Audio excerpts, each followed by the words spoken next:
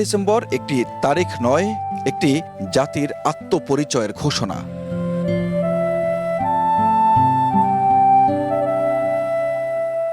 ধর্ম, বর্ণ, দলমত বিভেদ ভুলে এক কাতারে এই মিছিল জানান দেয় আত্মমর্যাদায় উঁচু ঐক্যের।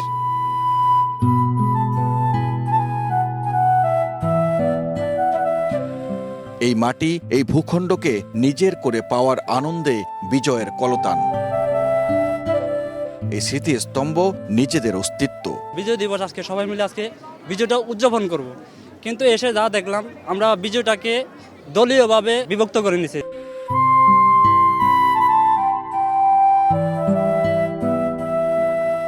বিজয়, আকাঙ্ক্ষা, মুক্তি। 1971-এ সার্বভৌম বাংলাদেশ থেকে যে আকাঙ্ক্ষা নিয়ে মুক্তির পথ তৈরি হয়েছিল, আজও মেলেনি মুক্তির পথ।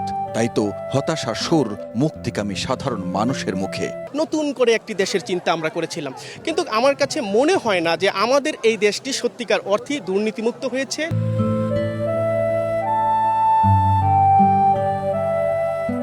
2025 সালে দাঁড়িয়ে বিজয়ের এই দিনে নতুন করে স্বপ্ন দেখে বাঙালি। স্বপ্ন দেখে এমন এক বাংলাদেশের যেখানে থাকবে ন্যায় বিচার, মানবিকতা ও সমতার শাসন, যেখানে শিশুর হাসি হবে নিরাপদ, তরুণের স্বপ্ন হবে দৃঢ়, আর প্রবীণের জীবন হবে সম্মানের। আমরা বাংলাদেশকে ভালোবাসি।